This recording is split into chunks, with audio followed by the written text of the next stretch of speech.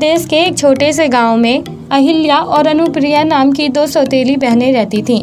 अनुप्रिया अहिल्या के चाचा की लड़की थी जो उम्र में अहिल्या से छोटी थी, जिसकी सार्थक नाम के लड़के से शादी हुई थी।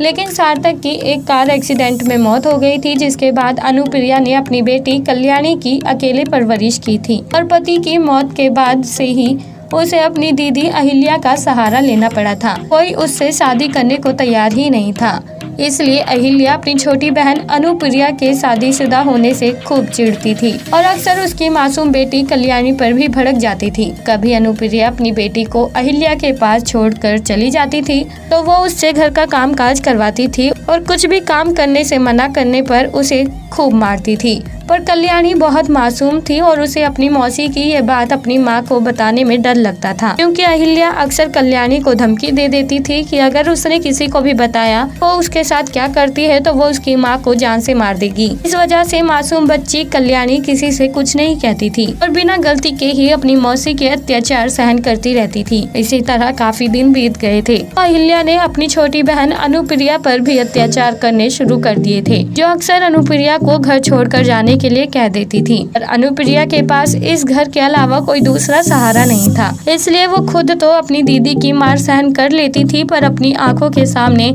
वो कल्याणी को कुछ नहीं होने देती थी और वो पूरी तरह से अनजान थी कि अहिल्या उसकी बेटी पर भी अत्याचार करती है। तभी एक दिन जब अनुप्रिया किसी काम से बाहर गई थी और कल्याणी घर में अकेली थी, अहिल्या ने उसे जान से मारने की कोशिश की। अभी अचानक घर में अनुप्रिया की दस्तक होती है, जिसके सामने उसकी दीदी की सारी करतूतें आ जाती है। अभी वो जैसे तैसे करके अपनी सौतेली दीदी से अपनी बेटी की जान बचाती है। आसपास के लोगों की मदद लेकर अहिल्या को गिरफ्तार करवा देती है और इस तरह से अनुप्रिया और उसकी बेटी के सर से एक बड़ी परेशानी टल गई थी, क्योंकि अनुप्रिया ने दोनों ही माँ बेटियों का जीना हराम किया हुआ था। पर अब अहिल्या की गिरफ्तारी के बाद अनुप्रिया अपनी बेटी कल्याणी के साथ खुशहाल जीवन व्यतीत करने लगी थी, जिसने आसपास के लोगों के घर जाकर काम करना शुरू कर दिया था, जिससे कमाए गए पैसों से अब उसने अपनी बेटी का स्कूल में एडमिशन करवा दिया था और लंबे समय बाद अपने बचाए हुए पैसों से खुद का घर भी खरीद लिया था।